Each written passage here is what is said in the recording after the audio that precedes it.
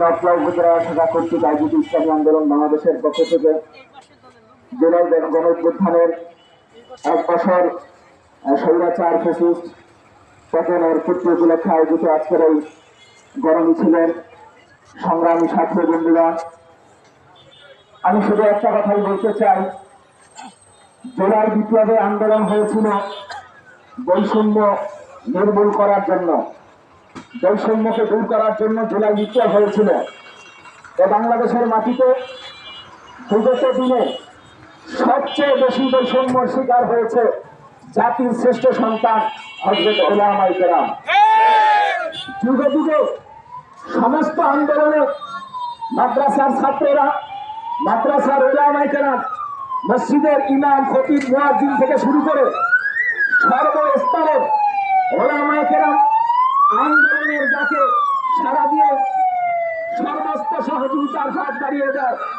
আপনারা দেখেছেন এই জুলাই বিপ্লবী আন্দোলনে আমাদের শায়খে চরমনাই মুফতি সৈয়দ মোহাম্মদ ফজলুল করিম দামাত বারাকাতুহু 144 দ্বারা কারফিউকে ভঙ্গ করে সর্বপ্রথম ছাত্রদের এই আন্দোলনকে সমর্থন জানিয়ে সেই খুনি হাসিনার গণভবনকে ঘেরাও করার জন্য এগিয়ে এসেছে।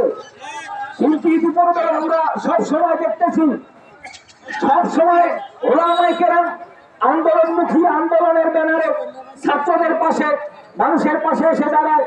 বরাবরই যুগে যুগে কালের বিবর্তনে উলামায়ে কেরাম বৈষম্যের শিকার হয়। আলেমদের কথা, মাদ্রাসার ছাত্রদের কথা সাধারণ মানুষ, অন্যান্য রাজনৈতিক যারা আছে, সংগঠনের লোক, তারা মোটেই মুখেই দিতে চায় না।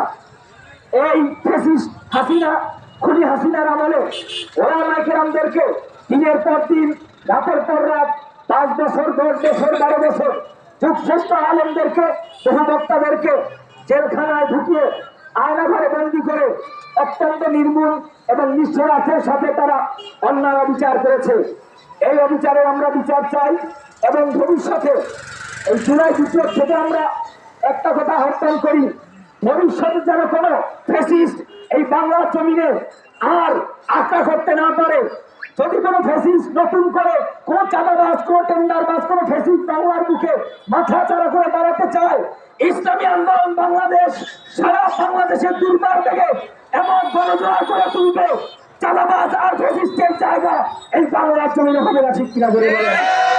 সর্বশেষ সকলকে ধন্যবাদ জানাচ্ছি, নাটোর উপজেলার দায়িত্বশীলদেরকে ধন্যবাদ জানাচ্ছি।